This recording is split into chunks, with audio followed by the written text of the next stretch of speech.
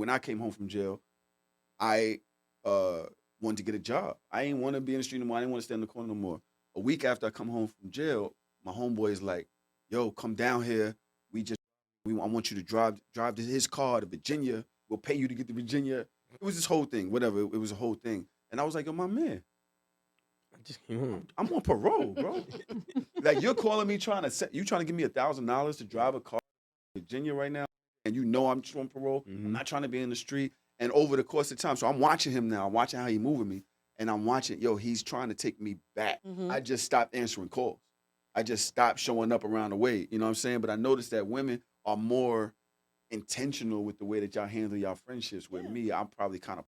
Oh nah, I let you know. But that's how I handle any relationship. Yes, Like, it's for the most part. communication. It's Men having will a probably- conversation. I can't do that. I will ghost a relationship too. I will probably just act. I know. Like we I'm not we busy had that no more. conversation. before. In a heterosexual relationship with a woman, I just probably will not. I'd ghost like a romantic relationship before I ghost a friendship. I can't go shit.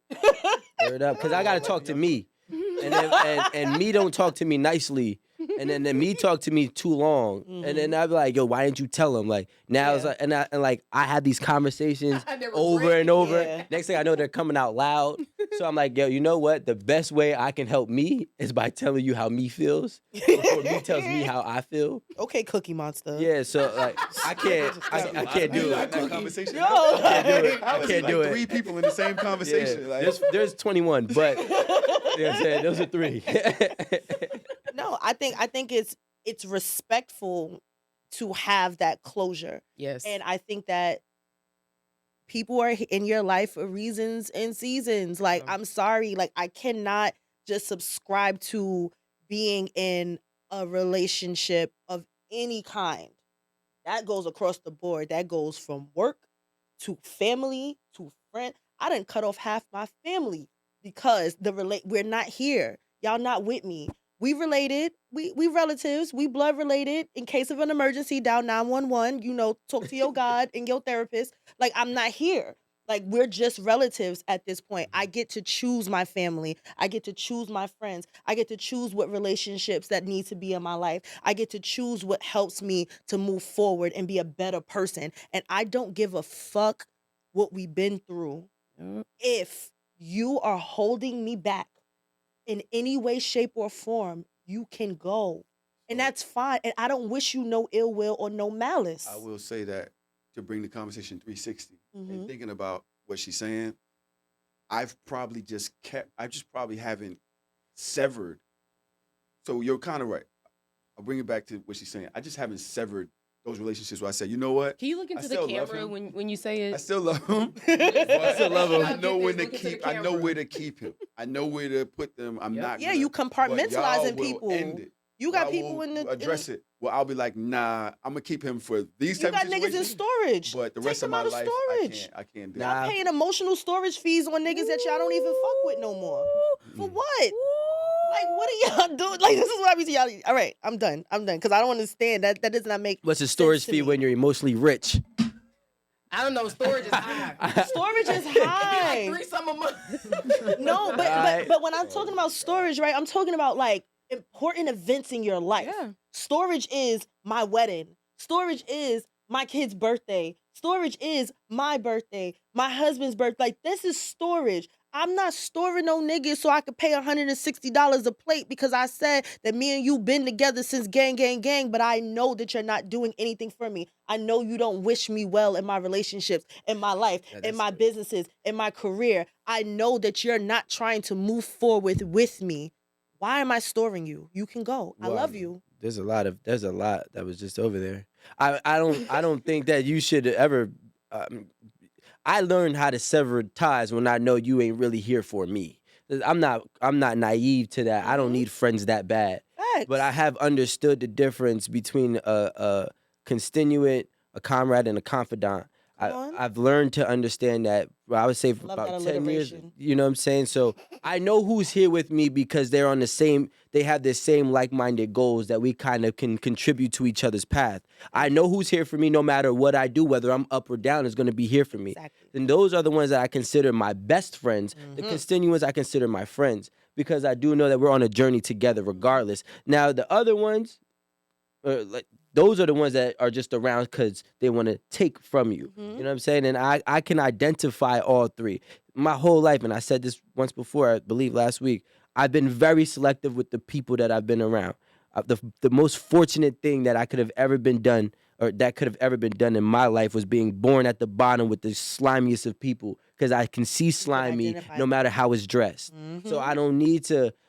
I know how to choose right and who's going to be in my house. I know who I'm gonna introduce to whom. I know who I'm gonna keep over there. But everybody's gonna be of use, as I'm gonna be. I know I'm gonna be of use. You know what I'm saying? So Of use. like, yeah. So you we here. agree? So you agree Yeah. with me too? Can you look into the camera and say that, please? Well, I agree. Like Tahoe did? Well, Can no, you this just agree? No, time don't out. give a caveat to it. No, it's not a caveat, because the difference is I'm being more specific, and there are of use. Like when I said to her, because I would bring this back full No, circle. let's not. Jesus You know what I'm saying? I don't need it to be of equal use. I don't never need- said She never equal. said equal. I didn't say equal. I've made the differentiation. I already made the differentiation between the sandbox and the pregnancy being there or not. So I'm not going to go back into it. But what I will say is there are some people who are not of use right now that are still my friends. But guess what? I know that they're my friends because I know if they could, they would, because they already demonstrated during the times when they could. So I don't need to question your motives with me. I don't need to question, your loyalty to me and your willingness for me, because you've already did it. Maybe, and you got to realize too, us are most likely in a better position than a lot of the friends that we had before. So I can't have the same expectations on them as I do for these people, because these people can do more, and realistically, they can feel like they're less than already. I feel you, but like, I don't agree. let's be honest. Like, you really have to take stock. Like, if you're in the grocery business, right? You continuously take stock, so you can see how much you got, how much you gonna bring in, who's stealing, who ain't, what expired stuff you got on the shelf, like. And I'm saying that because I think it relates to our lives. You have to take stock. Just like you take stock and you reflect on where you are in your life and what you're doing, like, you got to do the same thing with your friends that's in the storage. Yep. Because why are they even around?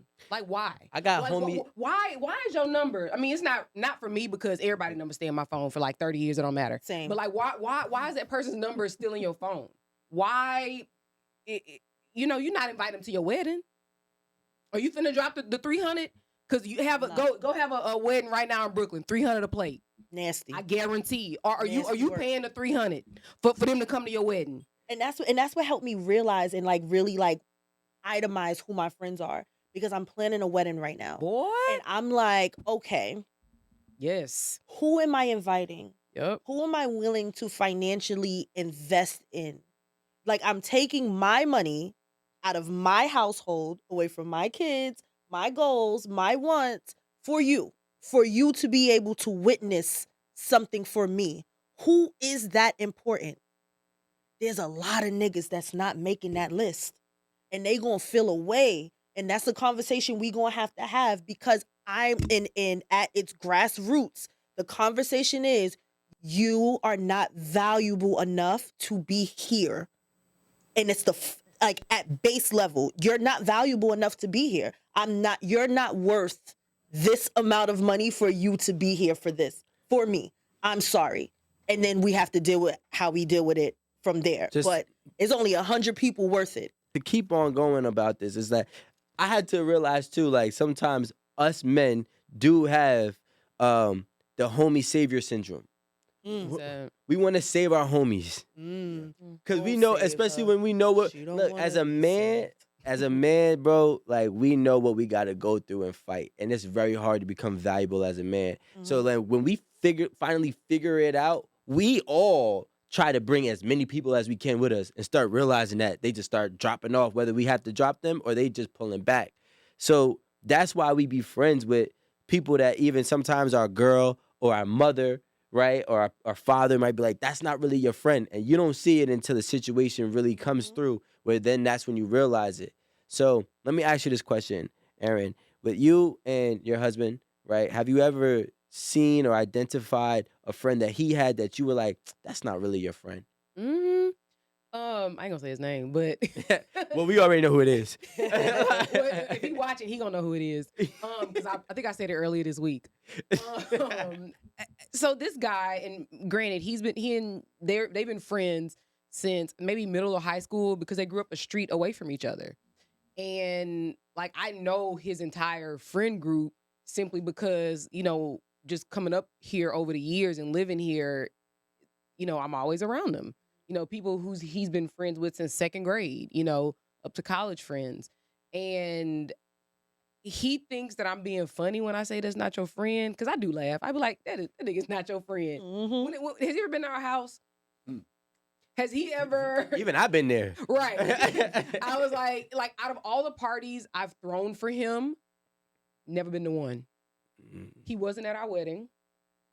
A whole bunch of stuff. Like we do game nights at the house. Never been to a game night. I was there on July 4th. He lives in our town, like our little village. Yes. And our village is small. Yes. Like Watchung, ain't that a village? Yeah, something like that. So it's small. They live down the street. Yeah. Ain't never been to our house. We didn't have barbecues. I mean, just all kind of stuff. People that live further than them. So what do you think their relationship is? I think it's like a historical friend. Were they a passport bro?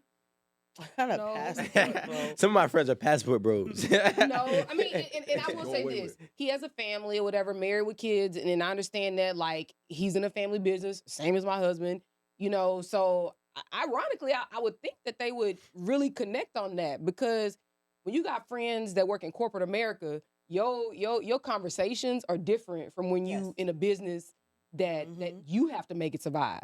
You are at the forefront. You're at the helm. You don't really know what am I saying? Like in corporate America, what you're talking about with your friends is different from the people who run the business. You know what I mean? And I just don't understand. I was like, this dude is not your friend because he don't come around. Yo, Tahoe. You can't tell me no too many times. We just can't be friends. Sorry.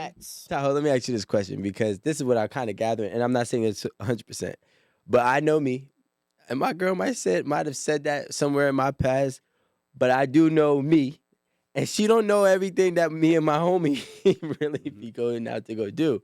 So do you think that some people can think that their spouse's friend isn't a real friend because they don't really know the real situations that they be having, or, you know what I'm saying? Like, maybe they might, like, that could be your homie that he might plug you in with some new girls that you really cheating and you don't even know, or, you know what I'm saying? Like, shit, I mean, it been times that my friend ain't like you.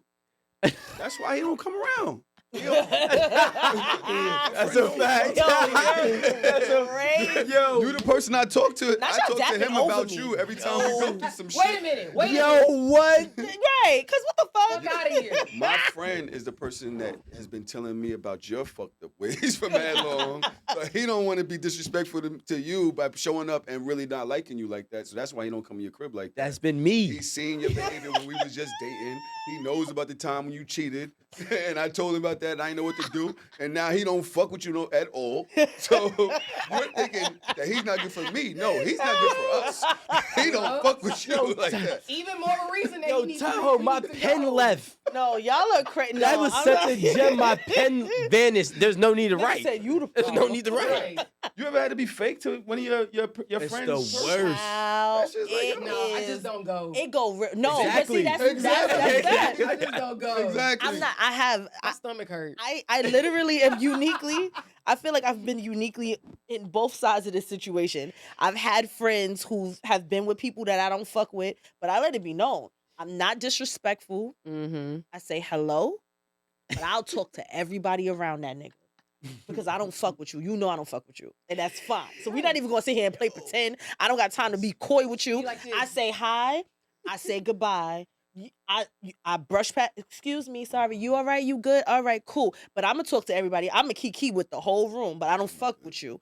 But Yo. I have also been in a situation in which I questioned my man's friendships, and it was based off of mine, which was kind of fucked up now that I look at it in hindsight. Because I'm just like, why you don't talk to your friends like that? Why y'all don't go out like that? Why I don't see these niggas like that? Like my friends, like to the point, like my house is so open when it comes to my friends.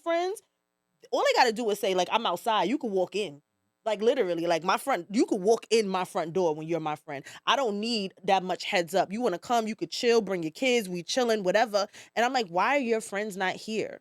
So to the point that I pressed his friends at a baby shower. No, it was a first birthday.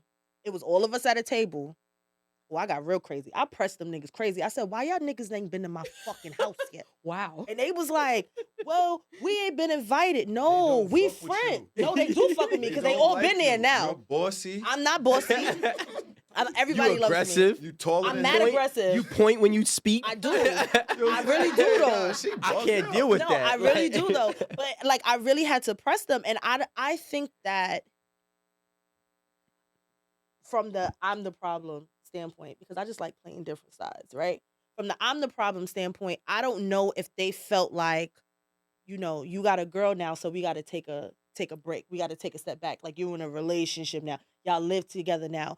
Or I also have a way about me that when people don't know me, they automatically assume that I'm a bitch. Automatically assume that I'm stuck up, I'm uppity, I'm this, that, and the third. Relax. Relax. What do you think they're Relax, gonna baby. expect? Relax, baby. Let me finish the point, right?